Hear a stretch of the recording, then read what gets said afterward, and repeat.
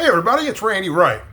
This is the Literate Texan, and this is my to-be-read list for 2024. April of 2024, not the whole year. This is my April TBR. And I'm doing something a little different this month. I'm focusing most of my reading on Shakespeare, who, if you know, you know, he's born on April 23rd.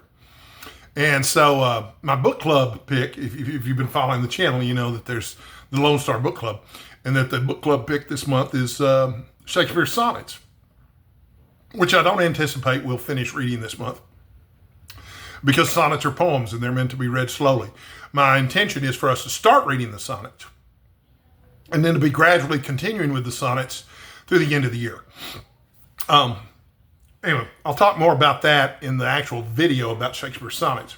But for now, let's just say that most of my TBR is consisting of books related to Shakespeare, and that would be a good fit with a monthly theme of Shakespeare sonnets. And so I'm going to show you a couple of things. A lot of the stuff I read on my Kindle these days, so I'm not going to show it on the screen. But this is my Folger's Shakespeare Library edition of Shakespeare sonnets and poems. And I love this. And I especially like the formatting of it, because you've got your sonnet on one side. Okay, there's your sonnet. Not very long. It's only 14 lines. And you got all the notes over here. The notes are longer than the sonnets themselves. But this is going to be my recommendation, and I'll recommend this again in the sonnet video that I make. Don't read the notes. Not at first, anyway. See how much of it you can understand just tackling it yourself. And read them out loud. Poems are poems because of how they sound. If you're not reading the poem out loud, you're doing it wrong. I always say I don't judge people for how they read. But when it comes to poems, you should read them out loud, because that's the way they're meant to be read. I have another edition of the sonnets here that I like. It's the Sonnets and a Lover's Complaint. Beautiful little cloth-bound edition. I got it on Amazon.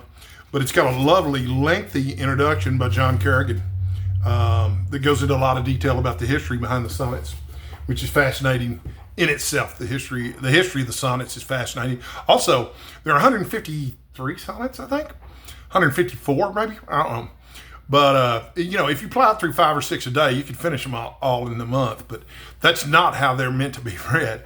But when you do read them all, you'll realize, if you're paying attention, that there is a story being told there. And picking up on the story and the main characters and stuff is part of the fascination. But the sonnets are a magnificent achievement. I like the sonnets as much as any play I've read from Shakespeare. So what other books are on my TBR? That's 2, or it's actually 1. It's just 2 editions of the same one, but that's 1. I also have a book here by Norrie Epstein. This is an old book now. It's called The Friendly Shakespeare, A Thoroughly Painless Guide to the Best of the Bard. And this has got chapters about all of the plays in here, but it's also got extensive notes and observations about the sonnets. I'm not going to focus on stuff that's exclusively about the sonnets. Either the idea is just expand things. So that's book number 2 on my TBR. I've read that one before, so that's actually a reread. And then I've got a bunch of books. They're either on my wish list at Amazon, or they're on my Kindle. The first of those is Shakespeare's Wife by Germaine Greer. And from what I understand, reading the description of this book, there's not a lot known about Anne Hathaway, Shakespeare's wife. And traditionally, in scholarship, which is very male-centric, she's considered not very important. Not very important to Shakespeare, maybe not even a very good wife, because she's not even mentioned by name in his will. I don't know. I think there's definitely a leap there of judgment. She argues just the opposite, that his wife was probably a really good person, and she has reasons for her theory. So I'm actually really looking forward to that. Also, it was really cheap. It was only $2.99 on Kindle. So, and don't hate me for still being a Kindle user, because, you'll get my Kindle from me when you pry it from my cold, dead hands. I also got a copy of The Year of Lear, Shakespeare in 1606 by James Shapiro. And I guess 1606 is the year that Shakespeare wrote King Lear. But that's also really close to the date when the sonnets were published. The sonnets were published in 1609, just 5 years before Shakespeare died. And then I've got on order Shakespeare, The Invention of the Human by Harold Bloom, really famous literary critic. And he claims that what we consider humanity and how humans behave and why they behave that way are all a result of Shakespeare's writings. And it's a really interesting thesis. But the guy's obviously got all the Shakespeare plays, practically memorized. So I'm looking forward to reading or rereading that. I've read that one before, actually. This one sounds a little odd, and I'm not sure that I'll get to it. I understand that it's pretty arcane, but it's written by Ted Hughes, the poet. It's called Shakespeare and the Goddess of Complete Being. And I'm just going to leave that title out there to intrigue you. Shakespeare and the Goddess of Complete Being. What's that got to be about, right? Helen Vendler wrote a book called The Art of Shakespeare Sonnets, which I have. It comes highly recommended. I've got it ordered, and she goes into a great deal of analysis about the sonnets, which, the wonderful thing about the sonnets is even though they're 14-line poems and there's only 150 or so of them, you can go into a great deal of analysis. They're that rich. They're that deep. There's also A Year in the Life of William Shakespeare, 1599, by James S. Shapiro. Apparently 1599 was a really important year in Shakespeare's life. If I'm not mistaken, I believe that might have been when Hamlet was first performed, but I'm not quite sure. There's also Will in the World, How Shakespeare Became Shakespeare by Stephen Greenblatt, another one that comes highly recommended.